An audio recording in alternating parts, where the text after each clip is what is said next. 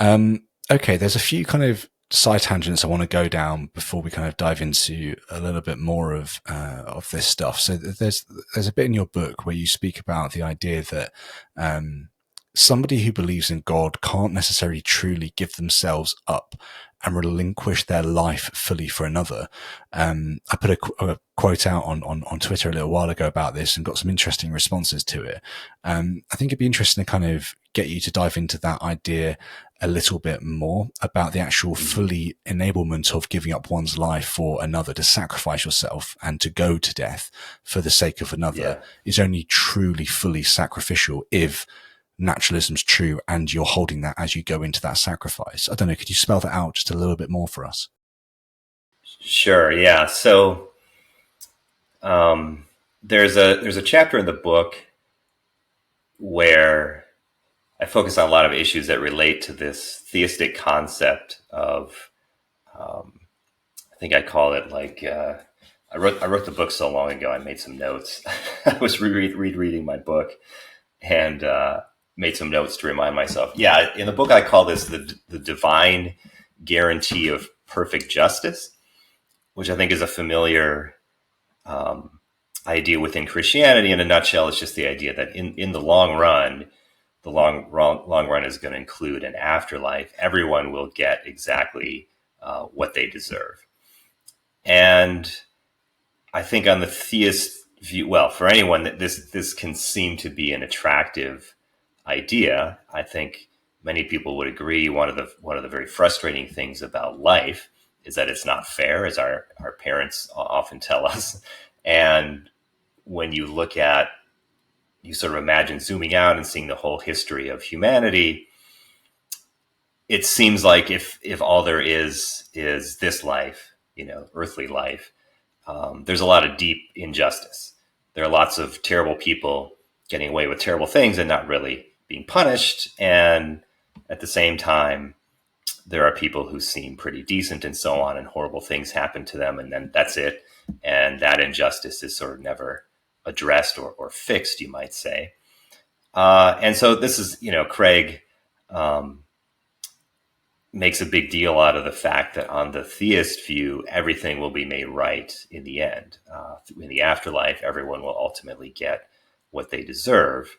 And it's guaranteed because God is, in charge, is going to make sure this is going to happen. So on the theist view, it can seem attractive, like nobody is really going to get away with things in the long run. God will always catch you and make sure that you get what you deserve. And so I think Craig and some others try to use this idea actually as a sort of argument for theism. So the point that you were mentioning in your question so the point I make in the book is, okay, suppose for the sake of argument, we are in this theistic universe where we have this divine guarantee of perfect justice. On the one hand, nobody can sort of get away with anything. On the other hand, it makes, I think, what I call like genuine self-sacrifice actually becomes impossible, because any admirable sacrifice that you make, you're going to get rewarded for it. So it actually becomes sort of impossible to, overall in the long run, truly make yourself worse off for the sake of another person.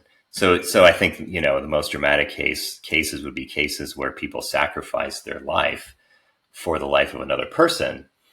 And you might think, okay, well, that's a case where, it's a genuine sacrifice. Like, you've given up your life, you are worse off. You did it for this other person. It's very admirable, heroic, and so on. Problem is, on the theist view, it turns out not to be that heroic, because God is going to make sure that you're rewarded for it. And so it's like God actually makes it impossible to engage in a genuine self-sacrifice, because he's always going to reward you, which sort of prevents it then from being a true sacrifice, if that makes sense. So I think it's not so much the belief in God that's the problem. It's if God is there and this divine guarantee of perfect justice exists, it makes true self-sacrifice impossible. Whereas on the naturalist view, genuine self-sacrifice is possible. You can give your life up for someone else, make yourself truly worse off in the long run to benefit the other person. And so the point of this in the book is to suggest that it's actually kind of weird that on the theist view, this very admirable type of action becomes impossible. And just to sort of finish it off, the context is this argument on the theist side that says, without things being made right in the long run, there's this kind of moral absurdity that exists in the universe, which just is a way of referring to this deep injustice that never gets fixed, that just persists forever. And the philosopher who advances this argument uses the phrase moral absurdity to describe that. And so in the end, I was trying to sort of counter that argument and say, well, either way, there's going to be this kind of moral weirdness or absurdity in the universe. Either you get unfixed injustice that just persists, or you get this weird thing where it's impossible to truly sacrifice yourself for the sake of another person, which too seems kind of morally weird or absurd, I suppose. So that was kind of the point of that argument. No, it's really helpful. You know, there are always two sides to every coin, and this kind of shows that really, really well. It's pretty cool.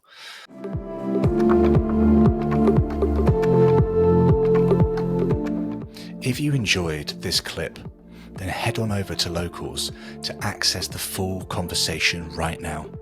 Supporters can access the video version, and everyone can access the audio-only version of the conversation. I'll see you over there.